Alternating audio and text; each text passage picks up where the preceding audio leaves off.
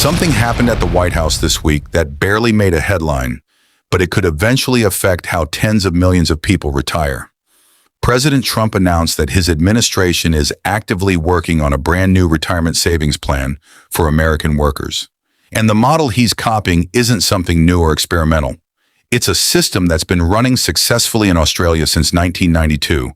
It's called superannuation, or super for short. And here's the basic idea. Instead of only relying on Social Security, employers would be required to contribute a set percentage, reportedly around 12%, of every worker's paycheck directly into a personal retirement account. An account the worker actually owns and controls that grows with the market over their entire career. Trump's exact words were that Australia's system has really worked out very well, and that his administration wants to take that idea and make it, in his words, a little bit sharper. Now, before you get too excited or too worried, I need to be upfront with you. This is not law yet. There is no bill in Congress. This is currently a floated concept, something Treasury Secretary Scott Bessent and Commerce Secretary Howard Lutnick are reportedly still developing behind the scenes. Trump himself said the administration plans to bring the idea to Congress, and in his words, try very hard to get it passed.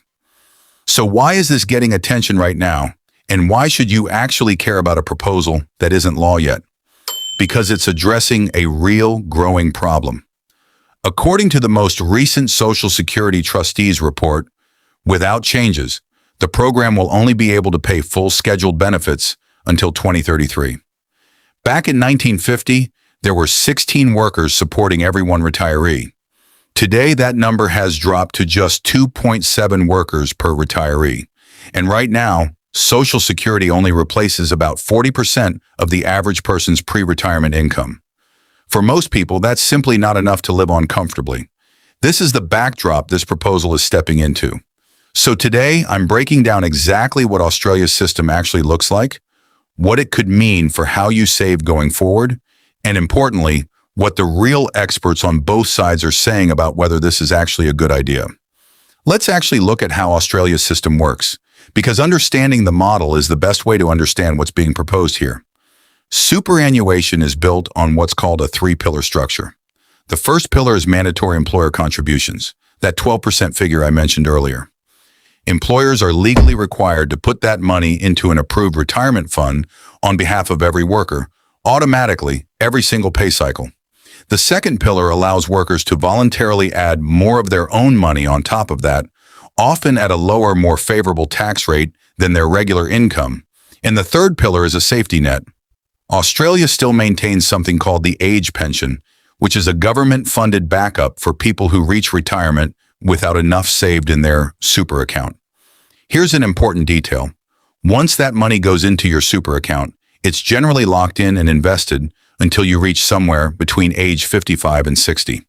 There are strict rules preventing early withdrawal, which forces long-term growth instead of short-term dipping into the fund.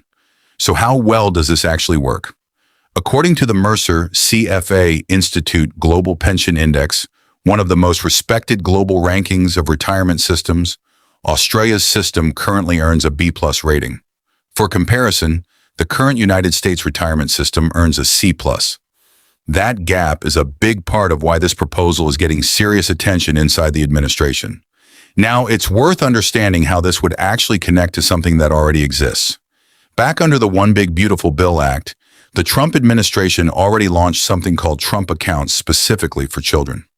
Every child born between January 2025 and the end of 2028 receives an automatic $1,000 government deposit into an investment account, which grows over time and can be used later for things like education, a first home, or starting a business. Just recently, billionaires Michael and Susan Dell pledged $6.25 billion specifically to add an extra $250 to 25 million children's accounts, particularly for families earning under $150,000 a year. This new adult-focused retirement proposal is essentially being framed as the grown-up companion to that program. Kids get a head start through Trump accounts. Working adults would potentially get their own version through this Australia-style super system. But I want to be fair here and show you both sides, because this proposal isn't without real criticism. The Cato Institute, a libertarian think tank, has raised concerns that a system like this could turn into what they call a politicized sovereign wealth fund, essentially giving the government more influence over financial markets than it currently has. They've also pointed out that mandatory extra savings on top of existing payroll taxes could disproportionately strain lower-income workers who already have very little room in their budgets. On the other side, retirement researcher Alicia Munnell from the Center for Retirement Research has suggested that instead of building an entirely new system, the more effective fix might simply be shoring up Social Security directly and expanding access to the workplace retirement plans that already exist, like 401ks. Both are reasonable positions, and honestly, that's exactly why this is still just a proposal and not a finished plan. So what does this actually mean for you right now today? Honestly, the most important thing I can tell you is this. Do not change anything about your current retirement plan based on a floated idea. Nothing has passed. No legislation currently exists. Any real version of this would still need to clear Congress, and that process could take years, or it might not happen at all. If you have access to a 401k, especially one with an employer match, keep contributing to it. If you have an IRA, keep funding it. If you're holding I-bonds or other retirement-focused savings, stick with your existing plan. A possibility that might become a bill, that might become a law someday, is not a strategy you should be building your retirement around today. What I do think is worth paying attention to is the bigger shift in thinking this represents. For decades, Social Security has operated as a promise, a guaranteed, inflation-adjusted monthly check funded by current workers paying into the system. What's being discussed here is fundamentally different. It's an owned, invested balance that grows or shrinks with the market, sitting directly in your name. Both models have real trade-offs. A guaranteed promise offers stability and doesn't disappear during a market downturn. An owned, invested account offers ownership and growth potential, but also real market risk. I'm not here to tell you which philosophy is better. That's a legitimate, ongoing debate among actual economists and policy experts, and reasonable people land on different sides of it. What I can tell you is that this conversation is clearly not going away anytime soon. More than 70 million Americans currently rely on Social Security, and the pressure on that system is only going to keep growing over the next decade. So here's what I'd encourage you to do. Keep an eye on how this develops.